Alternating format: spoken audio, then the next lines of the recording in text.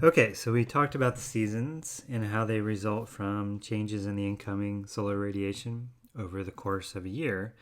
So now we're going to talk about something that's actually pretty similar in a lot of ways. We're just going to narrow our window of interest here. Instead of talking about temperature changes over the course of the year, we're going to talk about temperature changes over the course of a day. So the day night temperature cycle. Now, while it's pretty clear that you can have pretty different temperatures between summer and winter, you can also have pretty big temperature swings just over the course of a day. Here in College Station, we can have temperature swings of 30 degrees Fahrenheit or more between the high temperature and the low temperature on a given day. And if you go to other places, particular places that are dry, very dry places, you can have even bigger temperature swings over the course of a day. So, what's driving that? Well, not surprisingly, it's got to be the same kind of reasoning that went into our discussion of the seasons. We've got to think about energy inputs into the system and the energy outputs into the system. So, to make it concrete, let's suppose that again we consider some small patch of the Earth's surface, say a meter squared. So, we're just going to draw a little square, a meter on a side. And let's think about the energy going into that little patch of the Earth's surface and the energy that goes out of that little patch over the course of a day. So we'll start with the energy inputs. So the energy inputs is basically just going to be the incoming solar radiation. Go to my highlighter. Energy inputs is basically just going to be the incoming solar radiation. That's going to be the energy input into the system. And as we already discussed when we talked about the seasons, the amount of energy that you're absorbing from the incoming solar radiation is going to depend on the orientation of the surface relative to the incoming light.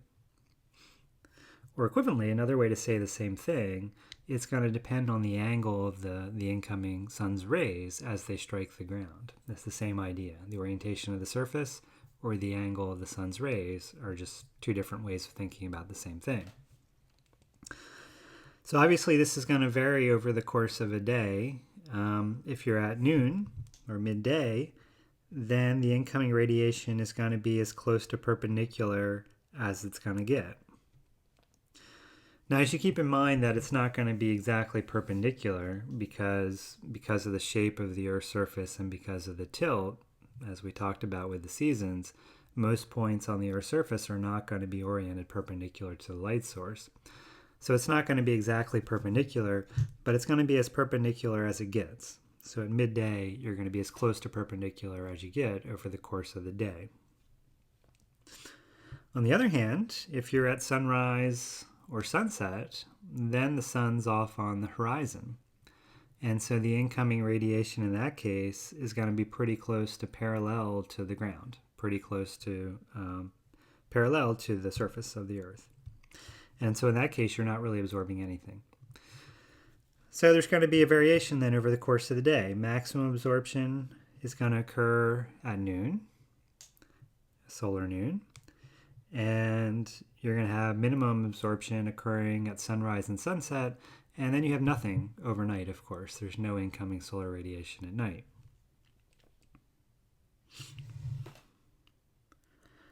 What about the energy outputs?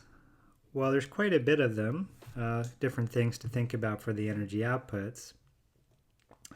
So for instance, we've got the net radiation, the infrared radiation. So the Earth is emitting radiation all the time, and so that's a loss of energy. That's an energy output. That's probably the main one that we're going to think about, is the radiation of energy away from the Earth's surface.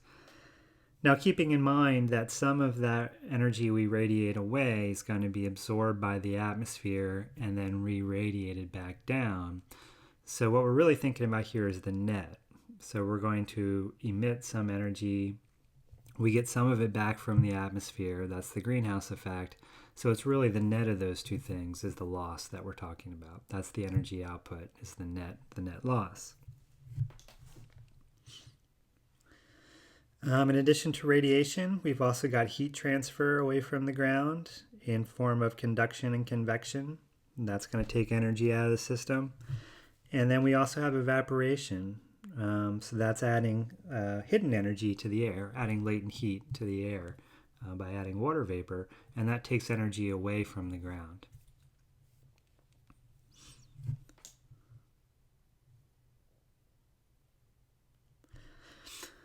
So, as with the seasons here, the key idea is going to be that as long as our energy input is exceeding the output, then we're gaining energy and the temperature is going to be increasing. If we have more energy coming in than we're losing, then we have a gain of energy and the temperature is going to be rising because of that. And of course, if we're losing energy, if we have a net loss, then temperature is going to be dropping. So that's the way to think about the temperature changes.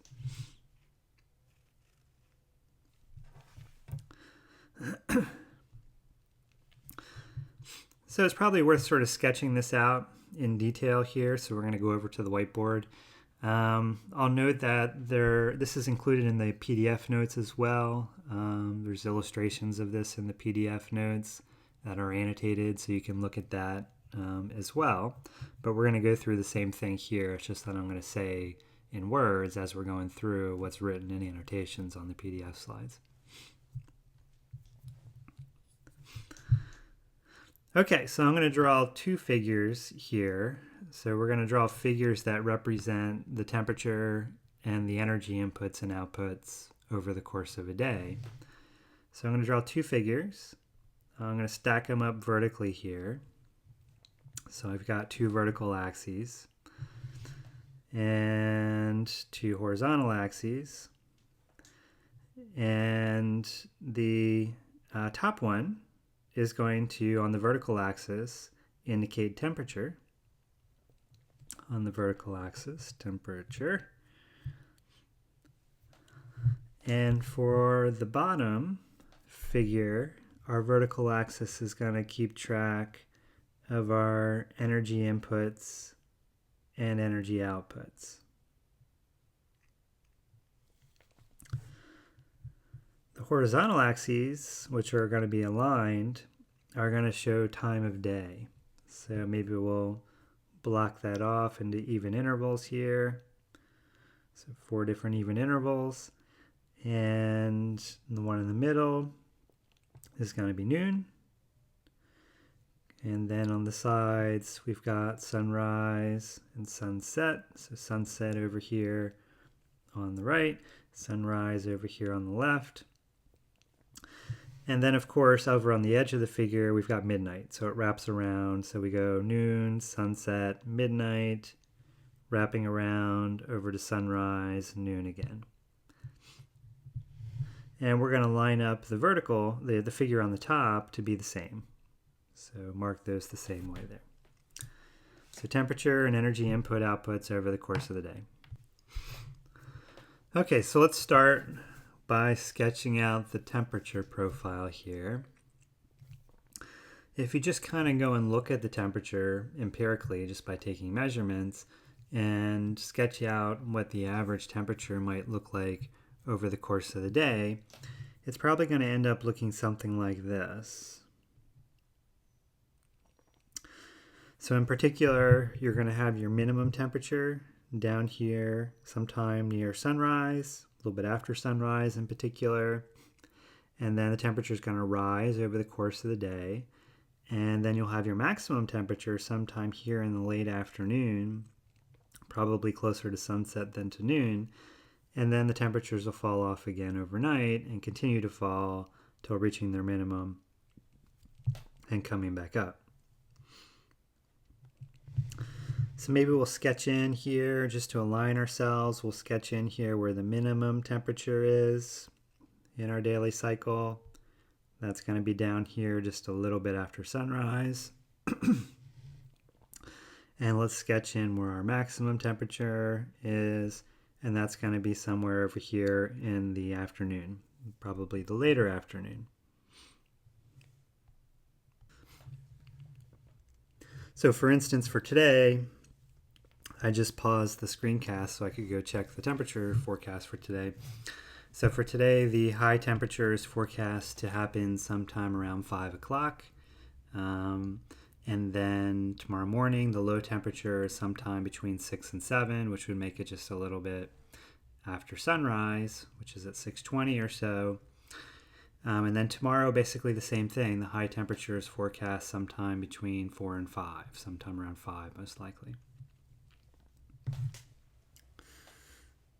Okay, so what we're going to do with the bottom figure then, with the energy inputs and outputs, is we're going to try to explain why this is. That is, why is it that you have your low temperatures occurring just a little bit after sunrise, and then your high temperatures are here in the late afternoon.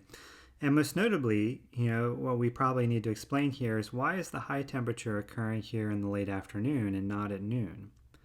I just went through this discussion on the previous slide that said the incoming solar radiation is greatest at noon. That's when the sun rays are most perpendicular to the surface. So why is it that we're not getting our highest temperature then? Why is the highest temperature occurring later in the day?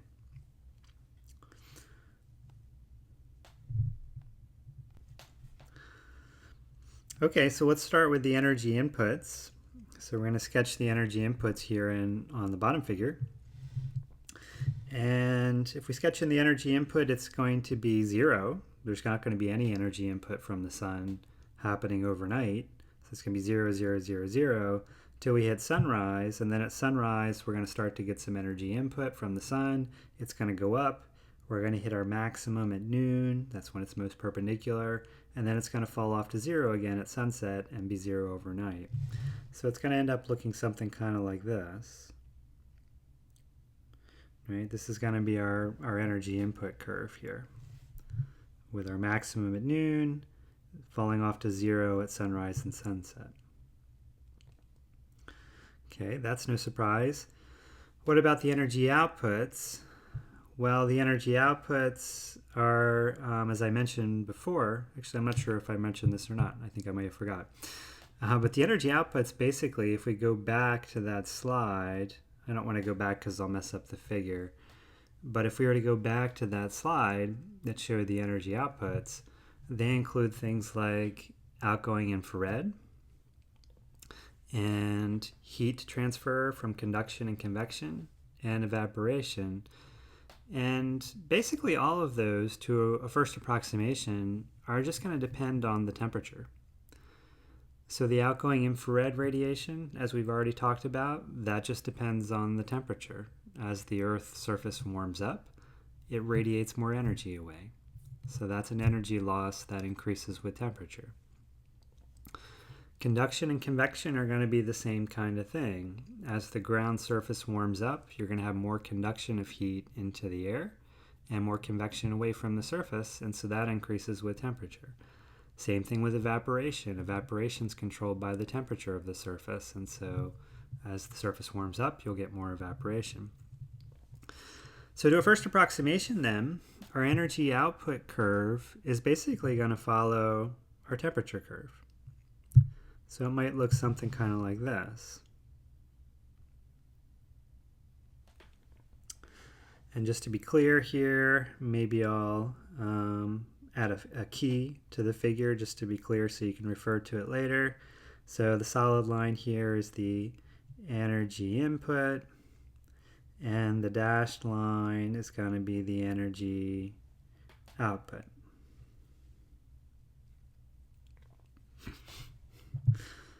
Now, if you look at this figure, one thing sort of stands out, which is that there's a period during the day, namely from this point over to this point, where the net input, the energy input, exceeds the output. That is, we have a net input of energy during this period of the day.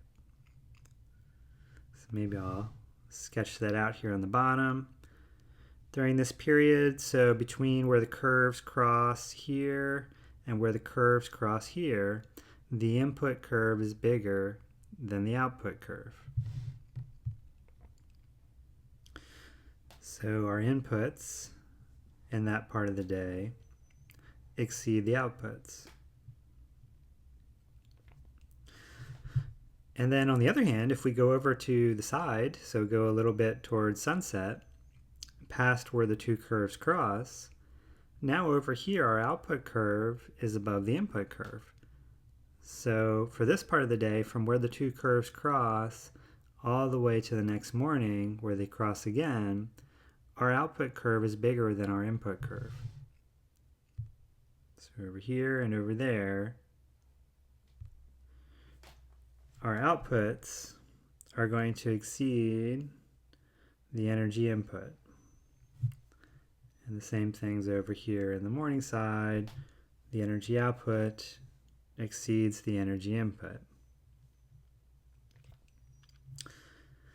Now if you go back to our mantra, anytime that you're gaining energy, if you have a net input, so our input of energy exceeds the output, we're gaining energy.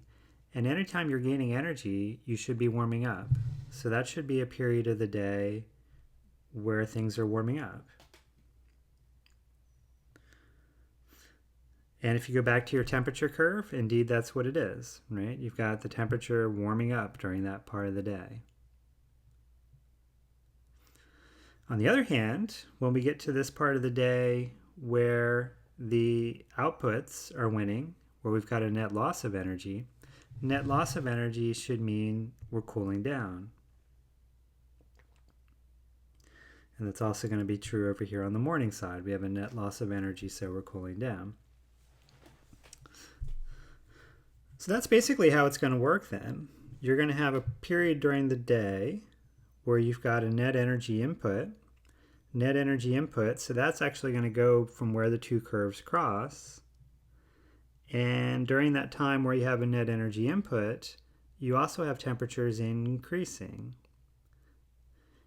As soon as you switch over to having a net energy output, so where the curve after the curves cross, then you're losing energy, and so you're going to start to cool down. What that tells you then is your maximum temperature is going to be at this point where you're switching over from a net input to a net output. You've gained all the energy you're going to gain, and then you start to lose energy.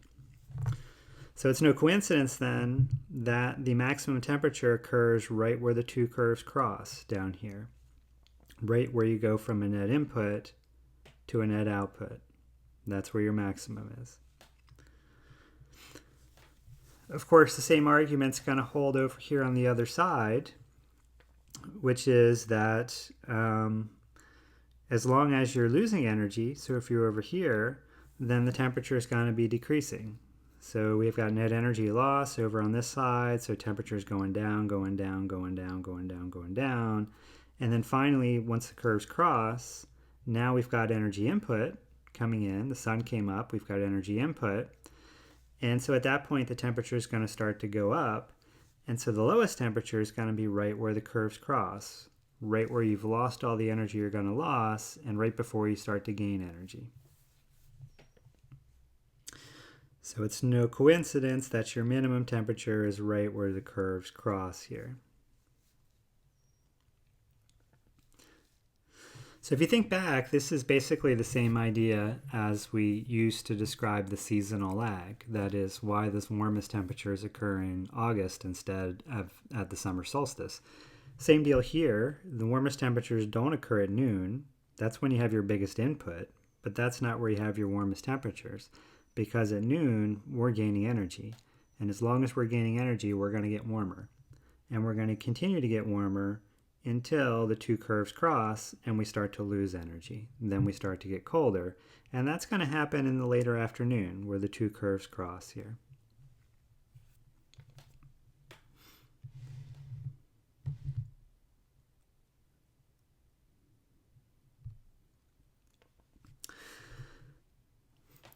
Okay, so this is a figure that just sort of shows the record high temperatures by state, kind of illustrating some of the things that control how warm it gets during the day. And so first of all, you probably would guess that states that are further south are going to be warmer than states that are further north. And on average, that's true. You know, if you go and you look over here in the southwest, you've got really high temperatures, 128, 134 for your record highs, 120 down here in Texas and Oklahoma, and it's not quite as high over here along the Gulf states. And if you go up to the north, you're only looking at 112, 110. There's 120 up here, but generally speaking, they're a little bit cooler. So you do have a trend between south and north, but that's clearly not the only thing that's going on. Because, for instance, if you look along the East Coast, you've got all these states that have temperatures down here at 110 or less for their record, and then you go inland a little bit and they're all warmer. You can kind of see a similar thing along the Gulf Coast here. If you look at these states along the Gulf Coast, all of them have their record high temperatures occurring inland. None of them have their record high temperatures occurring along the coastline. In Florida, which has basically all coastline, the record high temperature is only 109 for Florida. So this kind of illustrates the idea that, or it kind of brings forward the idea that the oceans are kind of moderating the high temperatures here. And the explanation for this is basically the same thing as we talked about with the sea breeze. The water in the ocean has a high specific heat, and because of that, it doesn't warm up as much during the day, whereas the land has a lower specific heat, and so when you put energy into it, it's going to warm up faster. The end result is places that are landlocked, places that are far from the ocean, are going to tend to be a little bit warmer, whereas places along the coastline are going to tend to be cooler. The same thing along the East Coast here as well. You can see an extreme example of that if we consider Hawaii and Alaska. Most people think of Hawaii as this really warm tropical place, and it is on average, but the record high temperature for Hawaii is only 100 degrees Fahrenheit. It's not that particularly warm. In fact, it's one of the coolest record high temperatures. I think it is the coolest record high temperature out of all the U.S. states. And if you compare that to Alaska, it's the same. Alaska has a record high temperature also of 100 degrees. And the reason for this, again, is that Hawaii is surrounded by oceans, and the oceans are going to be a moderating influence on that high temperature. They don't warm up as fast during the day. And so even though Hawaii is much further south, the record high temperature is not really all that high. What about the low temperatures? These are record low temperatures by state. And again, you can see a north-south trend. It's a little more apparent here in the low temperatures than it was in the high temperatures. Across these southern states, the record low temperatures are in the teens or in the low 20s, or in the 20s at least.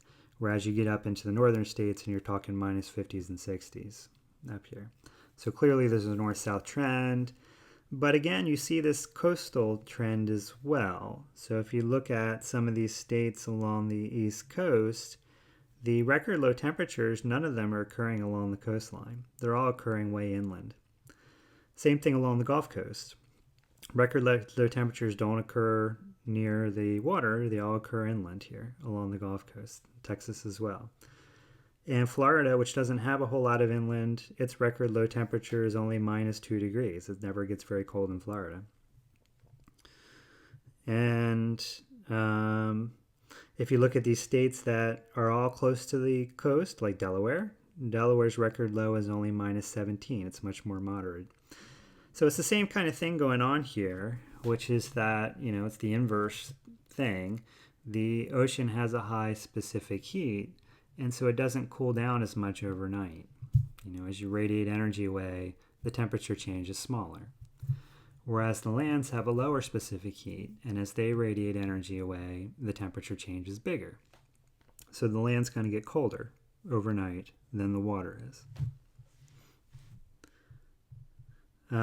So again, if we do the Hawaii and Alaska comparison, Hawaii being very far south and landlocked, its low temperature was only 12 degrees Fahrenheit, and that's probably on top of a volcano, if I had to guess.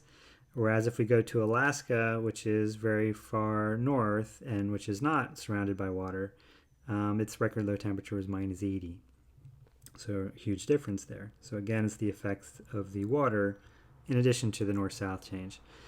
The other thing you can sort of see in these figures is for the nighttime temperatures in particular, mountainous regions tend to have lower record low temperatures. So over here in the Appalachians, you get a lot of your states near the Appalachians have their record lows in the mountains.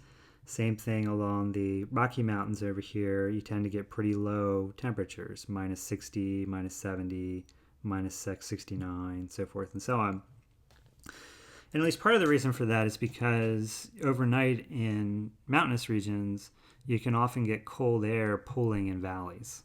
So all the cold air being dense sinks down and then builds up in these valleys, and you can get very cold temperatures building up because of that.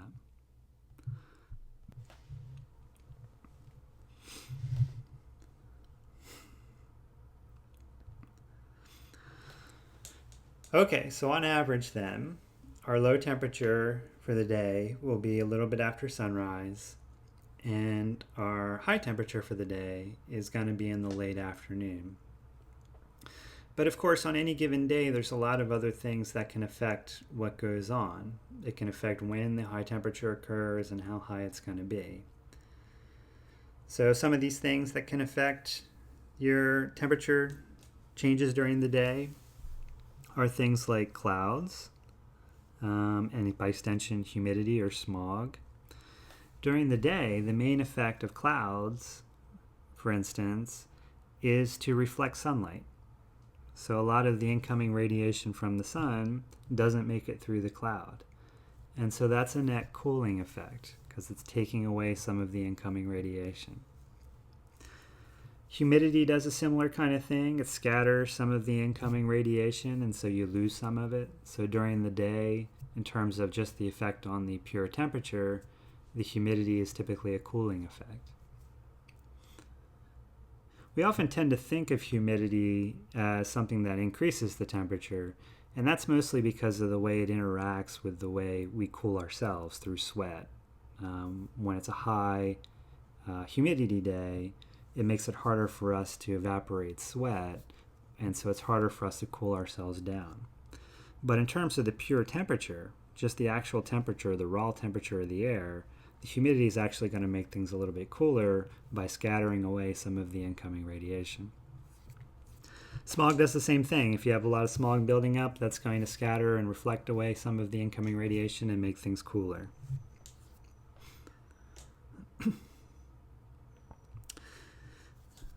Rain and evaporation, so precipitation and evaporation, can do the same kind of thing.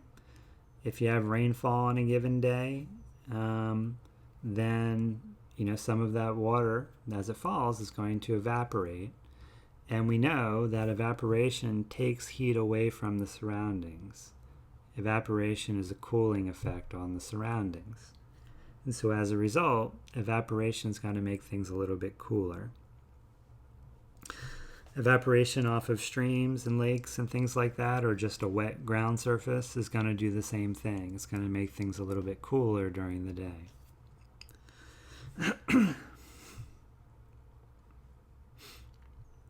The type of land surface you have, as well as the soil moisture, can affect how warm it's going to be. Some land surfaces absorb more of the incoming solar radiation than others. That's why black asphalt tends to get really warm during the day, because it's good at absorbing the incoming solar radiation, where some other kinds of surfaces aren't as good. So that's why people paint their roofs white in some cases, because it helps to cool the building down by reflecting some of the incoming solar radiation. The way in which the ground conducts some of the heat downward once it absorbs it, that's going to affect how warm it gets. If it can transfer some of the heat downward, then it won't get as warm. Again, it just depends on the properties of the ground. And of course, if you have a wet ground, if you have wet soil, then you can evaporate some of that moisture off of the ground, and you're going to cool the ground through evaporation. And then finally, as we talked about before, you have the land-sea contrast, which shows up most dramatically in terms of the sea breeze. So during the day, you get colder air over the water, the land heats up more, and some of that colder, denser air over the water then moves on shore. That's the sea breeze. And as the sea breeze comes on shore, it's going to reduce the temperatures just by bringing cooler air with it on shore.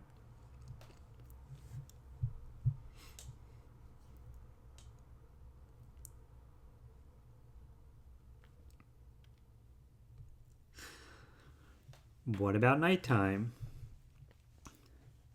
Well, so at nighttime it gets colder, obviously. But one of the things that's kind of interesting about nighttime, and it's a little bit different from daytime, is that at nighttime the coldest temperatures can sort of build up down here near the ground. Typically, you're going to have your coldest temperatures down here near the ground. And the reason for that is because the main loss of energy from the system is going to be radiation of infrared away from the ground. That's going to be the main way that things cool down. So you're actually losing your energy. Your cooling is actually occurring at the ground's surface for the most part. And by extension, by contact, that's going to cool the air just above the ground and make it colder. And since cold air wants to sink, it's not going to go anywhere. It's just going to sit there. It's hard to get that cold air off of the ground, and it's just going to build up and build up and build up. And so over the course of the night, you actually get your coldest temperatures down near the ground by quite a bit. As you go up, away from the ground, things actually get a little bit warmer because you're away from the cold ground, which is cooling by radiation. So your temperature profile might look something like what's shown here, where you've got height on the vertical axis, temperature on the horizontal axis, and your coldest temperatures are down here near the ground, where the temperature is increasing here. Notice that they've given a scale of just a few meters here. So even if you just go up a few meters, you can tell the difference in temperature.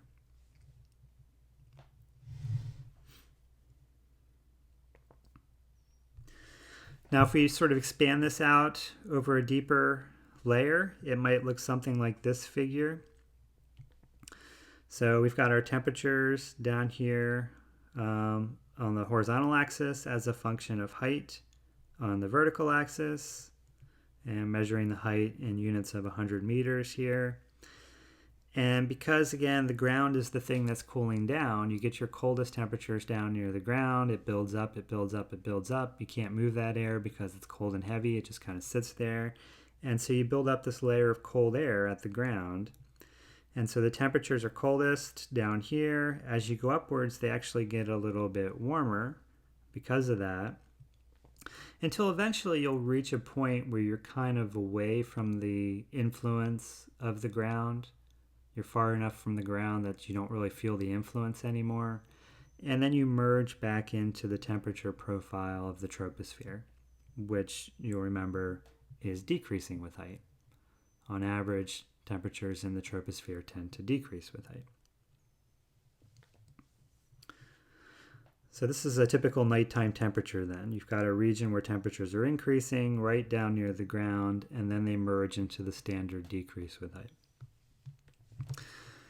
Now going back again to our discussion of temperature profiles and atmospheric layers, a layer where temperature increases with height is kind of not the normal situation. The normal case is temperatures to decrease with height. And so a region where temperature increases with height is then referred to as an inversion, because it's not the normal situation. And in this particular case, this inversion occurs at night. So it's referred to as the nocturnal inversion.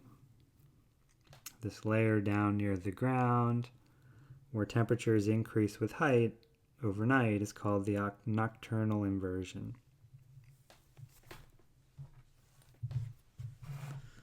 The nocturnal inversion layer. There are other names for this. For instance, sometimes you'll call it a radiation inversion. You'll see it called a radiation inversion because it's driven by loss of energy from the ground through radiation. That's why the ground is getting colder. But regardless, you get this inversion layer down near the ground overnight.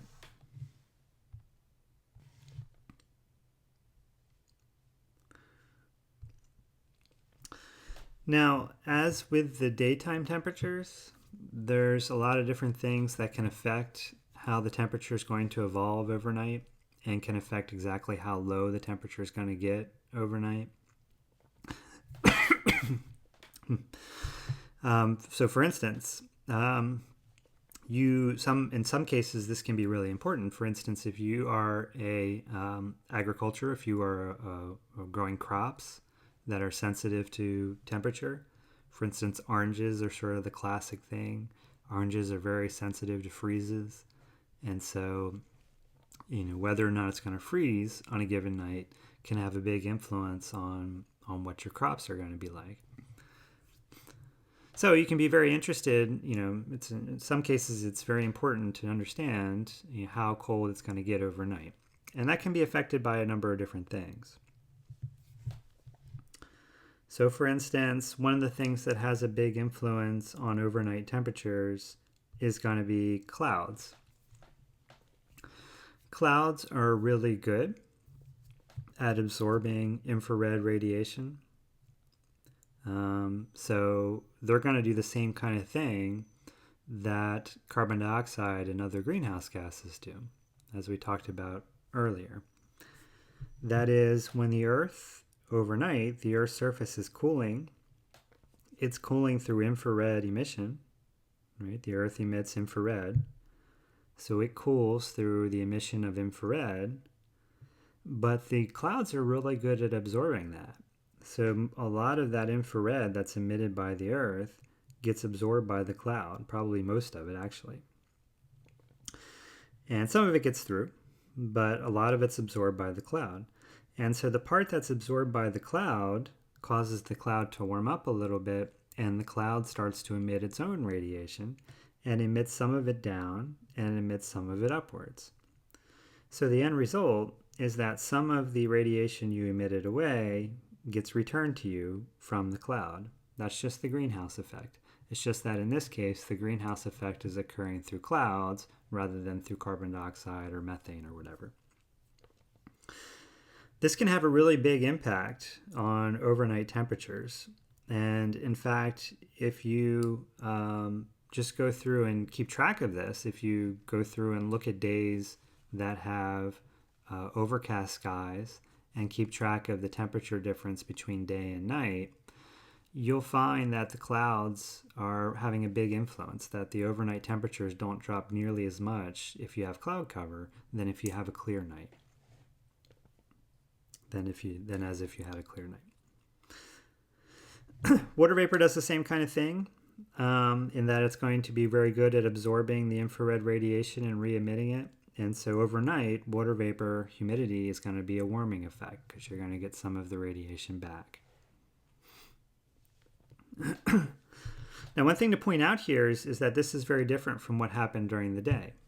During the day, the big influence of the clouds was you had incoming radiation being reflected and scattered. So during the day, the clouds are cooling. But during the night, the clouds are a warming effect because of this absorption of the outgoing radiation and the re-emission. So they play different roles during the day and at night. Another thing that can affect how cold your overnight temperatures will be is going to be winds and turbulence. Winds and turbulence, but this one's probably going to be a little counterintuitive for many of you guys, because it turns out that winds and turbulence overnight are actually a warming effect in terms of the raw temperature. It's going to keep things a little bit warmer. Now, this seems a little bit weird because we all have the experience of going out on a windy day or a windy night, and it feels very cold because of the way that the wind interacts with our bodies. It tends to pull heat away from our bodies more rapidly, which makes us feel cold. But in terms of the actual raw temperatures, the winds are actually going to keep things a little bit warmer. The way this works, again, is that overnight you have your coldest temperatures down here near the ground. So I'm showing the temperature, so this is the ground down here, and I'm showing the temperature as a function of height away from the ground. And the coldest air is actually down here near the ground. And as you go up, it's not quite as cold. Now, suppose you have a windy night, and along with that wind, you're going to have a lot of turbulence, a lot of sort of gusts and turbulence and things. And what's that going to do to our temperature profile? So the net effect of that turbulence is actually going to be sort of mix things up a little bit. And so, for instance, you might have a turbulent eddy that looks kind of like this. Has a downdraft and has an updraft. So this guy's a turbulent eddy here in our windy night. And because of the temperature profile, this turbulent eddy is going to take, in the downdraft, it's going to take some air that's actually warmer and bring it down to the ground. And the updraft is going to take some air that's colder down here and move it upwards. So the net effect is that you've replaced some of this colder air down here near the ground with some of the warmer air up here above, right? That's what we really mean by mixing things up. We're taking some of the colder air and moving it up, and taking some of the warmer air and moving it down. So in terms of the raw temperatures, at least, the net effect of that is it's going to be a little bit warmer at the ground than it would have been otherwise.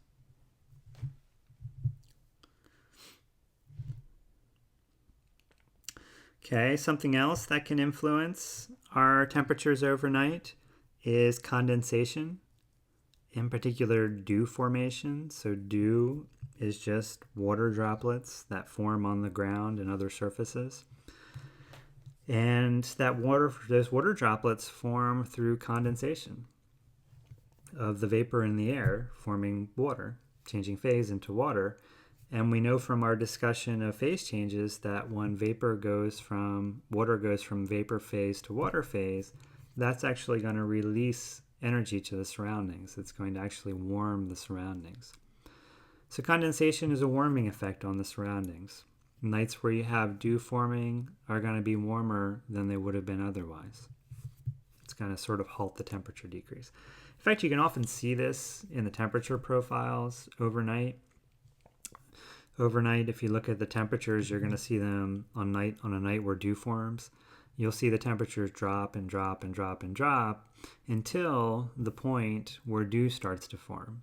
And once the dew starts to form, that condensation releases some heat to the surroundings and warms things up. And now all of a sudden the temperature doesn't drop very much anymore. It might still drop a little bit, but it kind of just stops. And so you reach that point where you had the dew form, and that's pretty much it. That's as cold as you get. Maybe just a little bit colder.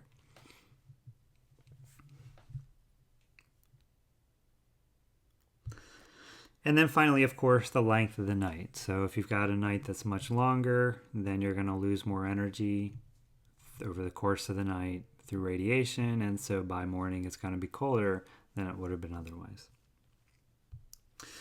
So if you put all this together then, if you're a grower, if you're growing oranges and you're worried about your crops, then the nights you really have to worry about, the nights that are going to be coldest, are nights that are going to be dry, because you don't get much greenhouse warming. Calm, because you don't have the turbulent mixing. Dry also, because you don't have dew forming. And then finally, long nights. So a dry, calm, and long night is going to be the one that's going to be the most trouble for freezing temperatures. Okay, so we've got one more little bit of discussion of humidity type stuff that we'll do on the next screencast. And then after that, we're going to start talking about circulations, which is going to lead into the discussion of weather, the main discussion of weather in the course.